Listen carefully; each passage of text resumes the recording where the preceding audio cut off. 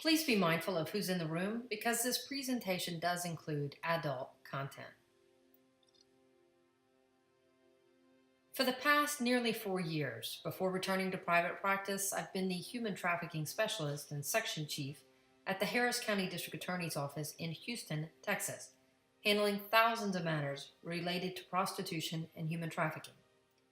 I want to talk with you about some of the things we know, some aspects of Texas law, and if you're not aware of them, you should be. This presentation is focusing on the Johns because there's a perception that prostitution is victimless, and many Johns will bend over backwards to come up with whatever excuse they can to believe that buying sex is okay, including the idea that they're helping this girl pay for school, or that they're just going to have a little fun, or that getting an escort is better than having a mistress because at least you don't have to worry about them calling your wife. And guys, you must think about this all the time because we have seen way too many of your penis pics. The reality is that racy text conversation and photograph that you're not sending it to her because more than likely she's with another customer. You're actually having that sexual conversation with this guy, her pimp, or somebody else in the stable who's helped running the game, set up the dates, set the price, and even set for her a quota that she has to meet every night with a variety of guys to get there. And if not, she might be subject to beating. That means you are fueling the human trafficking industry.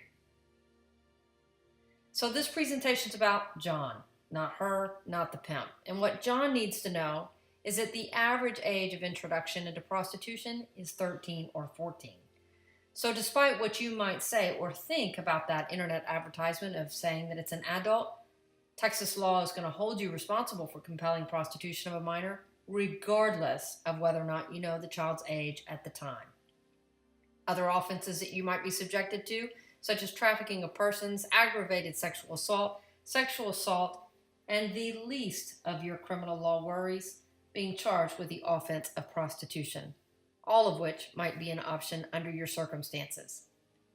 So let's talk about prostitution. Let's take, for example, Dick. Dick needs to recognize that Dick comes along a long line of just a bunch of other dicks. And so every sexually transmitted disease that they might have had that they've subjected this sold individual to, well, guess what, Dick? You're now at risk for having them. Prostitution is a serious health risk offense, and that's why the Center for Disease Control has warned that people engaging in sex in exchange for money is high risk, increasing your odds of having HIV or other sexually transmitted diseases. How do you think your wife's going to feel about this when you go home to try to make love with her? Your wife doesn't want you to do it. Nobody in the community wants you doing this, and that's why the community repeatedly asks law enforcement to investigate sexual exploitation in strip clubs, cantinas, massage parlors, the internet, or streets. And so when you make this agreement to buy, you need to know she very well might be a police officer. Unfortunately, guys, all this information that we're telling you doesn't have much of an impact. But research shows that public awareness and shaming does. You hate it when your booking photo is put out on the internet to show that you had to pay for sex. And that's why law enforcement will take your booking photos and they will put them out publicly at every turn possible. The collateral damage of this means that when your face shows up on the internet, your wife and your children, they also suffer that shame. This also hurts your chance for a future wife. And so looking at the crime and punishment that you might be subjected to under Texas law, of what we've covered basically opens you up to the entire penal code.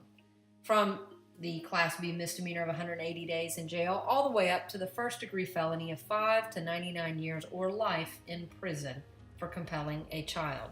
You cannot get probation. And in many circumstances where this activity involves a child or a victim of human trafficking, well, you're looking at having to register as a sex offender. And even that Class B misdemeanor that you want to take time served for, that's a crime of moral turpitude, meaning that sucker is going to stick with you. And people are going to ask you about it, including organizations like the Texas Department of Licensing and Regulation, where they're going to ask you about your convictions or even receiving a deferred. And here's my favorite question. what exactly did you do and why? And they're going to ask you to give an explanation of why you made those decisions. Well, why is this agency important? It's because they have regulations over all these jobs. Barbers, electricians, property tax professionals.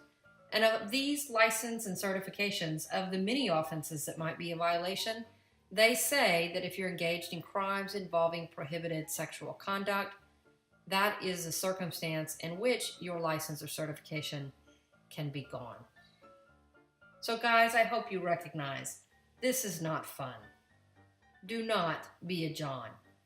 Don't be a Dick. And whatever you do, don't buy sex. But if for some reason you're still not getting this message, you definitely need to find yourself an attorney.